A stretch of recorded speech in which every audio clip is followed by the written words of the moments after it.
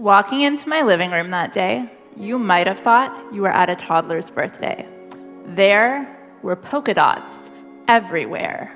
Polka dot circles on my walls, polka dot streamers lining my windows, polka dot plates and napkins.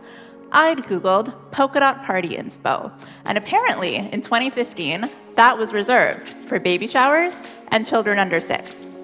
It was a kindergartner's dream. It was also my 25th birthday. I've always loved birthdays. Maybe because the actual day of my birth wasn't exactly a celebration. I was born with central core disease, a rare disorder where some of the mitochondria in my muscle cells is missing. You might have seen the meme, or remember from science class, that the mitochondria is the powerhouse of the cell, converting food into energy and energy into strength.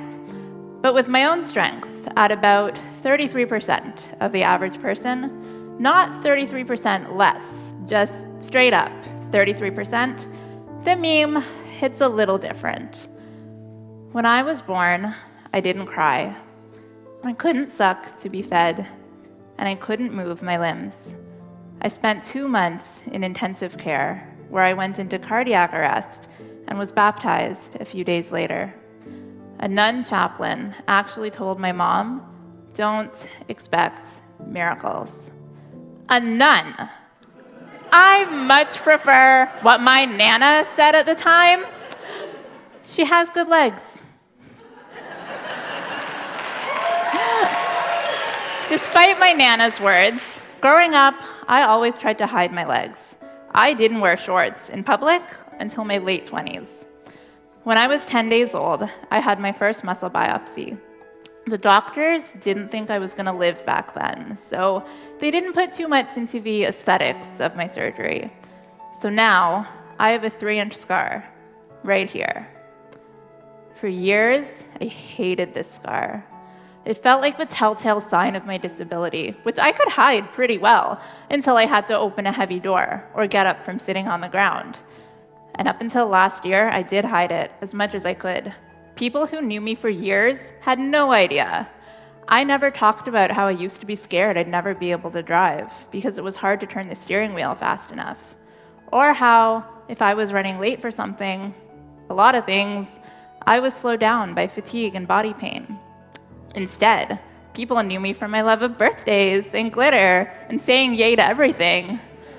I avoided talking about my disability, which has such a huge impact on my life, for over 30 years. Part of how I manage my life is to look for joy. When you're operating with 33% strength, you've really got to prioritize where your energy goes. It's kind of become my survival strategy. I literally don't have energy to waste on unnecessary things that bring me down. When I walk 22,000 steps for the music festival I work for, and I'm sore and exhausted for a full week after, I think, yay, I just had over 30,000 people dancing and cheering. When I'm on a trip with friends and sad about missing whatever they do in the morning while I rest up, I think, yay, when they come back, they'll already know how to get everywhere. I've been called an enthusiasm enthusiast, being so open to joy and finding the positive that I'm known for the Lauren Yay, where I celebrate even the little things.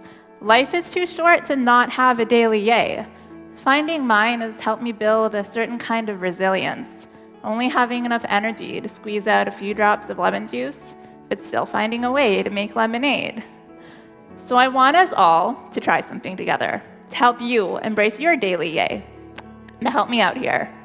When we're having a bad day and we need a silver lining, we look for the, say it with me, yay. When we're trying to plan something that is just falling apart, we try to find the yay. When life gives us lemons, we make yay. Yay! Here's a secret on behalf of many people with disabilities. Joy is found in perspective.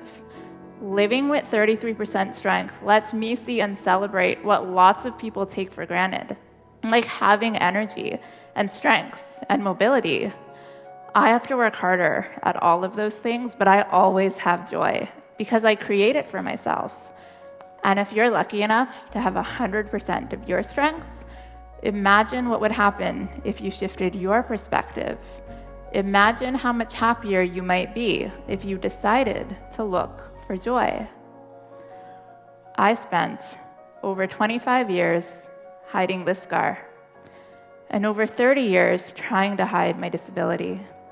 But now, standing here, putting it all out there in front of you, this has definitely been my biggest yay.